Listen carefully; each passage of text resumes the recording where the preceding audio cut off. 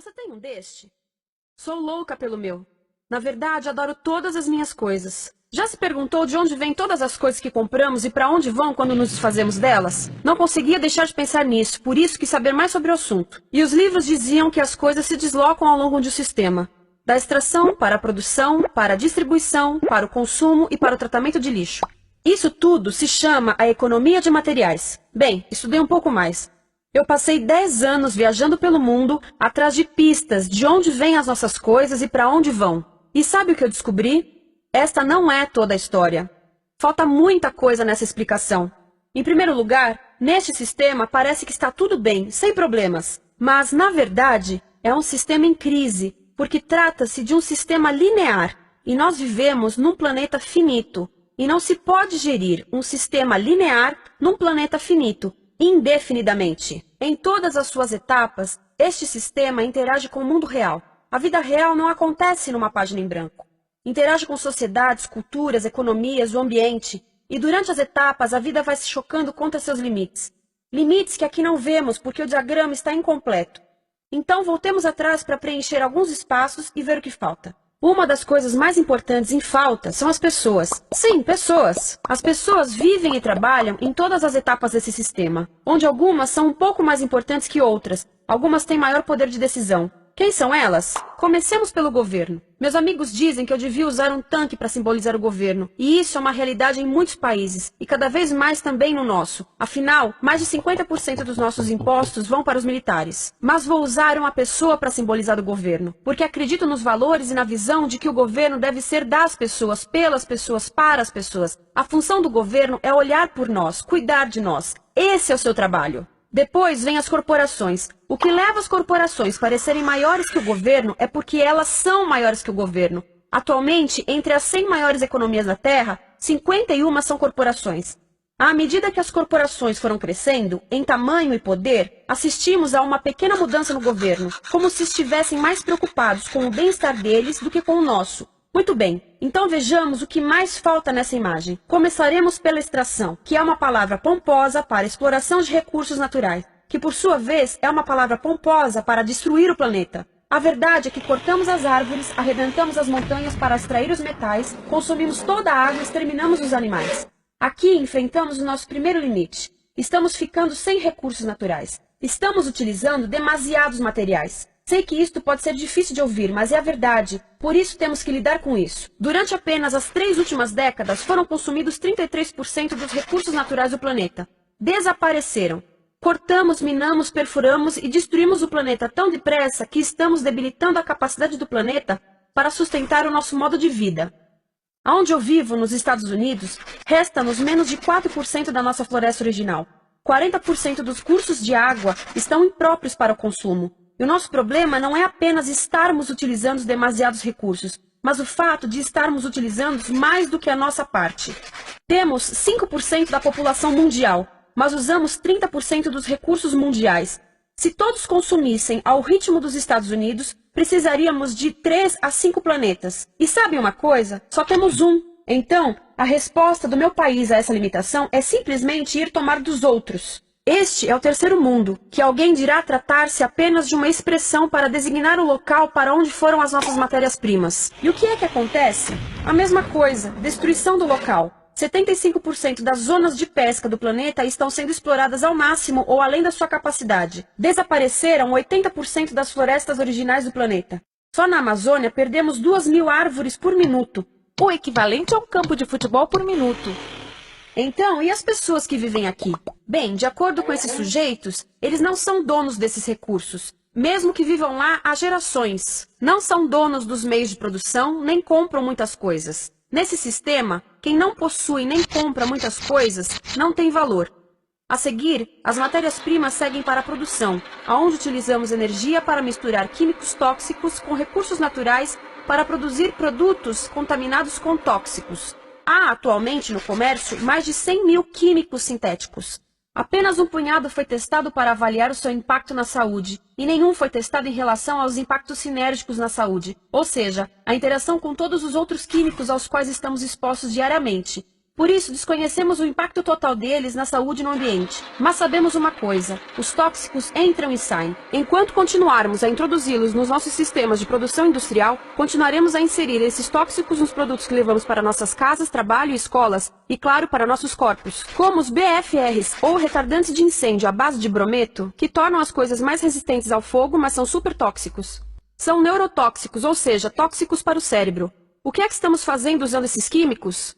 Apesar disso, os usamos em nossos computadores, eletrodomésticos, sofás, colchões e até alguns travesseiros. Sim, pegamos nossos travesseiros, os revestimos com neurotoxinas, levamos para casa e dormimos por 8 horas com eles. Não sei, mas acho que num país com tanto potencial, poderíamos ter uma maneira melhor de evitar que as cabeças peguem fogo à noite. Sabia que essas toxinas vão se acumulando ao longo da cadeia alimentar e se concentram nos nossos corpos? Sabe qual é o alimento do topo da cadeia alimentar com o nível mais elevado de químicos tóxicos? O leite materno.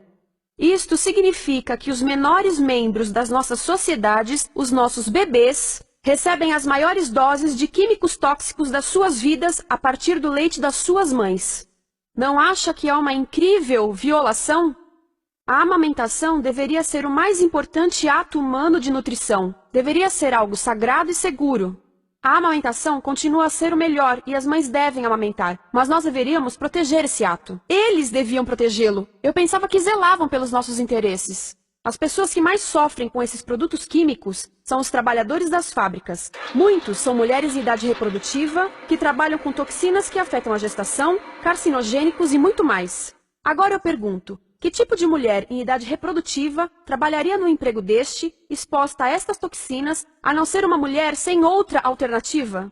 Essa é uma das maravilhas desse sistema. A erosão dos ecossistemas e economias locais aqui garante um fluxo constante de pessoas sem alternativas. No mundo, há 200 mil pessoas por dia se deslocando de ambientes que as sustentaram ao longo de gerações para cidades, onde muitas vivem em bairros de lata, à procura de emprego, por mais tóxico que seja. Não só os recursos são desperdiçados ao longo desse sistema, mas também pessoas, comunidades inteiras são desfeitas. Sim, as toxinas entram e saem. Muitas delas saem das fábricas em produtos, e muitas mais saem como subprodutos, ou poluição, e estamos falando de muita poluição. Nos Estados Unidos, as indústrias admitem liberar mais de 1.800.000 quilos de químicos tóxicos por ano. Deve ser muito mais, porque isso é o que eles admitem. Trata-se de outro limite, porque quem quer ver e respirar 1.800.000 quilos de químicos tóxicos por ano? Então o que eles fazem? Mudam as fábricas poluidoras para o estrangeiro, para poluir outros países. Mas, surpresa, grande parte dessa poluição volta para nós trazida pelo vento. E o que acontece depois de todos os recursos naturais serem transformados em produtos? Passam por aqui, para a distribuição, o que significa vender todo o lixo contaminado com toxinas o mais rápido possível. Aqui, o objetivo é manter os preços baixos, com as pessoas comprando os produtos em constante movimento. Como eles mantêm os preços baixos? Pagam salários baixos aos trabalhadores das lojas e restringem o acesso aos seguros de saúde sempre que podem. Tudo se resume em exteriorizar os custos. O verdadeiro custo da produção não se reflete no preço. Em outras palavras, não pagamos aquilo que compramos. Outro dia estive pensando nisto. Ia a caminho do trabalho e queria ouvir as notícias. Por isso entrei numa loja para comprar um rádio. Encontrei um pequeno rádio verde engraçado que custava $4,99. Na fila do caixa pensei, como $4,99 podem refletir o custo da produção e transporte desse rádio até ele chegar nas minhas mãos? O metal deve ter sido extraído na África do Sul. O petróleo provavelmente do Iraque. O plástico produzido na China e talvez montado por uma criança de 15 anos numa fábrica do México. $4,99 não paga nem o aluguel do espaço ocupado na prateleira, nem parte do salário do empregado que me atendeu, ou as viagens de navio e caminhão que o rádio fez. Foi assim que eu percebi que eu não paguei o valor do rádio. Então, quem pagou? Estas pessoas pagaram com a perda do espaço dos seus recursos naturais. Estas pagaram com a perda do ar puro, com o aumento de doenças como asma e câncer. As crianças do Congo pagaram com o seu futuro, pois 30% delas abandonam a escola para trabalhar nas minas de coltan, um metal que usamos em aparelhos eletrônicos baratos e descartáveis. Estas pessoas pagaram por não ter direito ao seguro de saúde. Ao longo desse sistema, pessoas contribuíram para que eu comprasse o rádio por $4,99. Mas essas contribuições não são registradas por nenhum contabilista. É isto que eu quero dizer com exteriorizar o verdadeiro custo de produção. E isso nos leva à seta dourada do consumo.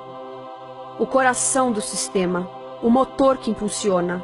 É tão importante proteger esta seta que se tornou prioridade daqueles dois sujeitos. É por isso que após o 11 de setembro, quando nosso país estava em choque, o presidente Bush poderia ter sugerido fazer luto, rezar, ter esperança, mas não, ele disse para fazermos compras. Compras! Nos tornamos uma nação de consumidores. Nossa principal identidade passou a ser de consumidores. Não mães, professores, agricultores, mas consumidores. Nosso valor é medido e demonstrado pelo quanto contribuímos para esta seta. Quanto consumimos. Não é isso que fazemos? Compramos, compramos, compramos. Manter os produtos circulando. E como circulam? Sabe qual a porcentagem dos produtos que circulam através desse sistema que ainda são usados 6 meses depois da venda na América do Norte? 50%? 20%? Não, 1%. 1. Em outras palavras, 99% das coisas que nós cultivamos, processamos, transformamos, 99% das coisas que percorrem o sistema são lixo em menos de 6 meses. Como é que podemos gerir um planeta com esse nível de rendimento? Mas não foi sempre assim. Hoje, o consumidor médio americano consome o dobro que há 50 anos. Pergunte à sua avó.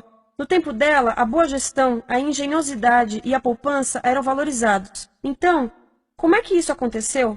Bem, não aconteceu simplesmente. Foi planejado. Pouco depois da Segunda Guerra Mundial, estes sujeitos estudavam a forma de impulsionar a economia. O analista de vendas Victor Lebow articulou a solução que se tornaria a norma de todo o sistema. Ele disse: a nossa enorme economia produtiva exige que façamos do consumo a nossa forma de vida, que tornemos a compra e o uso de bens em rituais, que procuremos a nossa satisfação espiritual, a satisfação do nosso ego no consumo. Precisamos que as coisas sejam consumidas, destruídas, substituídas e descartadas a um ritmo cada vez maior. O conselheiro econômico do presidente Eisenhower disse: o principal objetivo da economia americana é produzir mais bens de consumo. Mais bens de consumo? O nosso principal objetivo? Não é providenciar cuidados médicos, ou educação, ou transportes seguros, ou sustentabilidade, ou justiça? Bens de consumo? Como é que eles nos fizeram adotar esse sistema de forma tão entusiástica? Bem, duas das suas estratégias mais bem-sucedidas são a obsolescência planejada e a obsolescência perceptiva. A obsolescência planejada é uma outra forma de dizer criado para ir para o lixo. Eles fazem as coisas de modo que sejam inúteis tão rápido quanto possível para jogarmos fora e voltarmos a comprar. Isso é óbvio em sacolas ou copos de plástico, mas verifica-se isso em coisas maiores como esfregões, DVDs, máquinas fotográficas, churrasqueiras, quase tudo, até computadores. Já reparou que quando compra um computador, a tecnologia muda tão rápido que em poucos anos se torna quase um impedimento para a comunicação? Fiquei curiosa e abri um desses computadores para ver o que tinha dentro, e descobri que a peça que se muda a cada ano é apenas uma pecinha no canto. Mas não se pode mudar apenas essa peça, porque cada nova versão tem um formato diferente.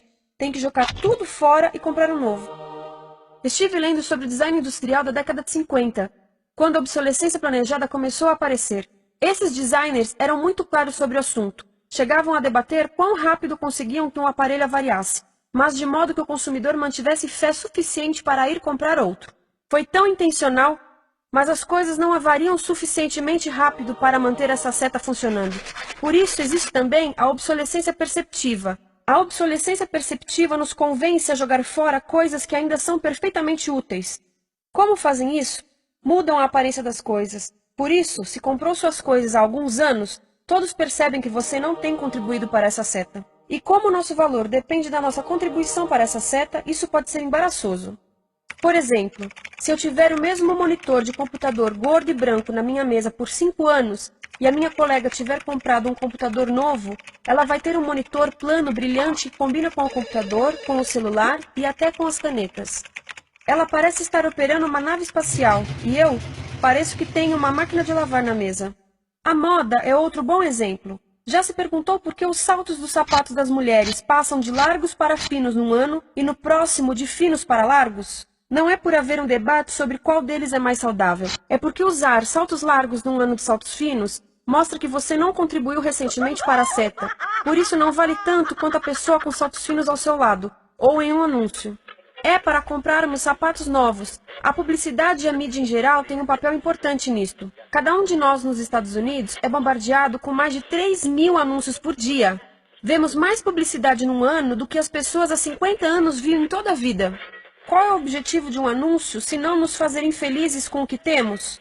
Por isso, nos dizem 3.000 vezes por dia que nosso cabelo está errado, nossa pele, nossa roupa, nossos móveis, nossos carros, nós estamos errados. Mas tudo se resolve se formos às compras. A mídia também ajuda a esconder tudo isto e isto. Por isso, a única parte da economia que vemos são as compras. A extração, produção e envio para o lixo acontecem fora do nosso campo de visão. Por isso, nos Estados Unidos, temos mais coisas do que tivemos antes, mas pesquisas mostram nossa felicidade declinando. Nossa felicidade teve seu pico na década de 50, a mesma época em que a febre consumista explodiu. Coincidência interessante. Acho que sei o porquê. Temos mais coisas, porém menos tempo para o que realmente nos faz felizes. Amigos, família, tempo livre. Estamos trabalhando mais do que nunca. Analistas dizem que não temos tão pouco tempo livre desde a sociedade feudal. E sabem quais são as duas atividades que mais fazemos no pouco tempo livre que temos? Ver televisão e fazer compras. Nós, americanos, passamos 3 a 4 vezes mais tempo comprando do que os europeus. Assim, nessa situação ridícula, vamos trabalhar talvez em 2 empregos, e quando chegamos em casa exaustos e sentamos no sofá novo para ver televisão, os anúncios dizem que não prestamos, então vamos às compras para nos sentirmos melhor. Depois trabalhamos mais para pagar o que compramos e chegamos em casa mais cansados, vemos mais televisão que nos diz para fazermos compras outra vez. E estamos nesse ciclo de trabalhar, ver, comprar, e podíamos simplesmente parar. Então, no final, o que acontece a todas essas coisas que compramos? Nesse ritmo de consumo, não cabe tudo em casa, apesar do tamanho médio das casas ter duplicado nesse país desde os anos 70. Vai tudo para o lixo, e isso nos leva ao tratamento do lixo. Essa é a parte da economia de materiais que conhecemos melhor, porque nós temos de levar o lixo até a esquina. Cada americano produz 2 quilos de lixo por dia, o dobro do que fazíamos há 30 anos. Todo esse lixo ou é despejado num aterro, que é um grande buraco no chão, ou ainda pior, primeiro é incinerado e depois despejado no aterro. As duas formas poluem o ar, o solo, a água, sem esquecer que alteram o clima. A incineração é realmente ruim. Lembra daqueles tóxicos da fase da produção? Bem, queimar o lixo libera esses tóxicos no ar. Pior ainda, produz supertóxicos novos, como a dioxina. A dioxina é a substância mais tóxica feita pelo homem, e os incineradores são a principal fonte de dioxina. Isso significa que podemos parar a principal fonte da mais tóxica substância conhecida e feita pelo homem, simplesmente parando de queimar o lixo. E podemos parar hoje. Algumas empresas não querem criar aterros e incineradores aqui. Por isso, também exportam os resíduos. Então, e a reciclagem? A reciclagem ajuda? Sim, a reciclagem ajuda. Ela reduz o lixo nessa extremidade e depois reduz a pressão para minerar e colher mais nessa extremidade. Sim, sim, sim, todos devemos reciclar, mas reciclar não é o suficiente. Reciclar nunca será suficiente, por 2 razões. Primeiro, o lixo que vem das nossas casas é apenas a ponta do iceberg. Para cada saco de lixo que deixamos na esquina, 70 sacos de lixo são criados anteriormente, só para fazer o lixo desse saco que deixamos na esquina. Assim, mesmo que pudéssemos reciclar 100% do lixo das nossas casas, não se chegaria ao coração do problema. Além disso, grande parte do lixo não pode ser reciclado, ou porque contém demasiados tóxicos, ou porque é criado de início para não ser reciclável, como aquelas caixas de suco, que têm as camadas de metal, papel e plástico, todas coladas. Não dá para separar essas camadas para reciclá-las. Como se vê, é um sistema em crise. Por todo o percurso, estamos batendo em limites, do clima em mudança ao decréscimo da felicidade. Simplesmente não está funcionando. Mas a parte boa de um problema tão generalizado é haver tantos pontos de intervenção. Há pessoas trabalhando aqui salvando florestas, e aqui na produção limpa. Pessoas trabalhando em direitos do trabalho, em comércio justo, em consumo consciente, no bloqueio de aterros e incineradores. E muito importante, em recuperar o nosso governo, para que seja realmente pelas pessoas e para as pessoas. Todo esse trabalho é criticamente importante, mas as coisas vão realmente começar a se mover quando enxergarmos as ligações, quando enxergarmos o panorama geral. Quando as pessoas ao longo do sistema se unirem, poderemos reivindicar e transformar esse sistema linear em algo novo, um sistema que não desperdice recursos ou pessoas, porque aquilo de que precisamos nos livrar é da antiga mentalidade de usar e jogar fora. Há uma nova escola de pensamento nesse assunto, e é baseada em sustentabilidade e equidade, química verde, zero resíduos, produção em ciclo fechado, energia renovável, economias locais vivas, já está acontecendo. Há quem diga que é irrealista, idealista, que não pode acontecer. Mas eu digo que quem é irrealista são os que querem continuar pelo velho caminho. Isso é que é sonhar. Lembre-se que a velha forma não aconteceu por acaso. Não é como a gravidade que temos que conviver. As pessoas a criaram, e nós também somos pessoas. Por isso, vamos criar algo novo.